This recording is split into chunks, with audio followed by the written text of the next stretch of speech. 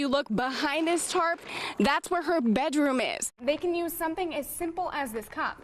They just hook it up to the oxygen, turn it on, and it works just the same. Crews are still working to repair the railway. They have been out here all day long, and honestly, they have made a lot of progress. I was here just a few hours ago, and there were several cars still blocking this area. UT has been packed all day with fans excited for the first home game. If you don't have to drive, stay off the roads. We are wearing our life jackets, and it's something TWRA says saves lives. We're about an hour and 45 minutes away from the start of the race, and you can just feel the energy down here. Channel 10 is going to be out here today. You're probably thinking mosquito season is over. But experts say, especially with all this rain we're seeing, we're nowhere near done just yet. Rain or shine, these volunteers are out here, and they will be all summer long because they all have the same mission: to rebuild this church. Looking out at what once was their home. This is about where we were that night. All the Newman family can see now is rubble overgrown by weeds. You look up here, there's nothing.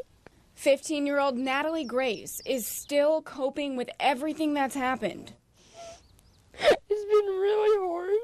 After the storm, each family member had their own injuries to recover from. Natalie Grace broke her tibia and 3 vertebrae and suffered a concussion. And her wounds are deeper than what's on the surface. Physically, everybody's doing pretty good. Everybody's healed up, but mentally, just when the storms come, everybody's a little anxious. The only thing I think about is is there going to be a tornado?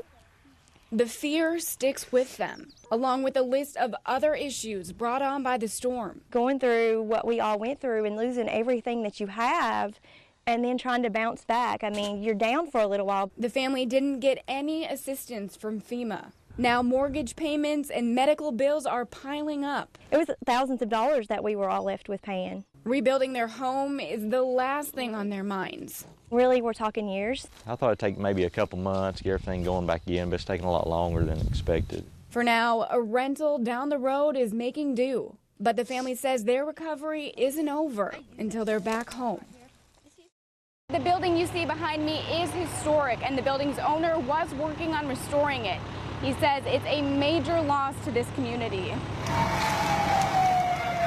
This is the scene early this morning as flames consumed one of Athens' oldest buildings. Crews arrived shortly before 6 to find the Logan and Thompson law office completely engulfed. It's a sad day for Athens. Owner of the building, Jim Logan, has been working for months now to revitalize the building. It's part of a greater effort to preserve Athens' historic downtown. We were restoring it to its original character and the features in 1876 when the building was constructed. He and his partners were set to open the law offices in just a few weeks, but now The walls will probably have to come down. The roof is gone. a total loss. And the storefront surrounding suffered water and smoke damage too. But residents living in third-floor apartments got out safely. My wife and grandchildren and daughter live upstairs, and they called and said that the smoke was thick and the smoke alarms were going off. Emmett Johnson's family was home when the fire broke out. Thankfully, they all got out. Crews say the age of the building made the fire more challenging to fight. All the buildings are so close together, you don't have any space in between to fight a fire. But it's the history that attracted people like Logan to this spot in the first place. He says while the fire may be a setback, his work in downtown Athens is far from finished. I'm committed to rebuilding that building. This is what democracy looks like. After recent violence in Charlottesville, This is what democracy looks like. people in Knoxville are standing in solidarity. I'm gonna let it shine, let it shine, let it shine, let it shine. Today's demonstration was organized by the Women's March Coalition, but brought people from all walks of life. I'm out here today because one of my big concerns is violence in the community, and I don't want to see this issue get worse.